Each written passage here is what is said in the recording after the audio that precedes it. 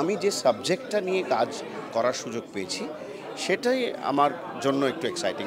মানে যে ধারায় তৈরি হয়েছে গল্পটা, যে বিষয় নিয়ে, সেটা এর আগে আমরা বাংলা ছবিতে দেখিনি।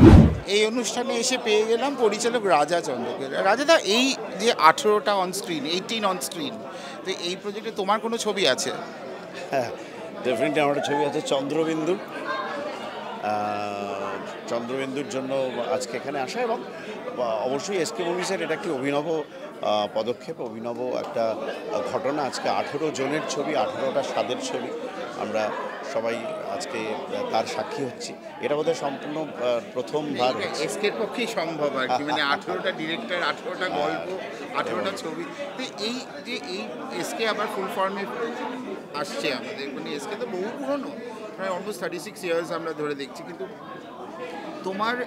তুমি অনেক প্রযোজকের জন্য ছবি বানিয়েছো, এদের জন্য তুমি আগে কাজ করেছো না, আগে ফার্স্ট টাইম যদি হয়, তোমার কতটা এক্সপেকটেশন আছে এসকে মুভিজের প্রোডাকশন থেকে, প্রডিউসারের তরফ থেকে?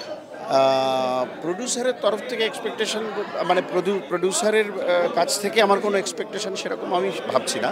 প্রথম কথা, আমি এসকে মুভিসকে ধন্যবাদ জানাবো যে আমি প্রথমবার এসকে মুভিসের সঙ্গে কাজ করছি। অশোক ধনুকা, হিমাংশু ধনুকার সঙ্গে আমার অনেক পূর্ব পরিচয়, কিন্তু আমি যে সাবজেক্টটা নিয়ে কাজ করার সুযোগ পেয়েছি সেটাই আমার জন্য একটু এক্সাইটিং, বিকজ এটা একদম একটা আমার এই ধরনের গল্প প্রথম বলার সুযোগ পাওয়া, তো সেই জন্য এটা আমার কাছে একটা মানে এক্সাইটিং ব্যাপার।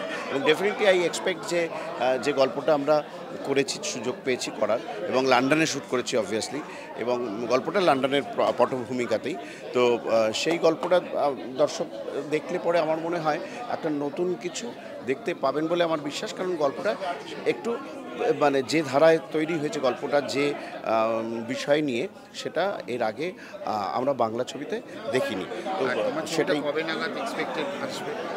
সেটা তো সম্পূর্ণ নির্ভর করবে এসকে মুভিজের উপরে, যেহেতু ওনারা অনেক পুরনো প্রযোজনা সংস্থা এবং they know how to position their films.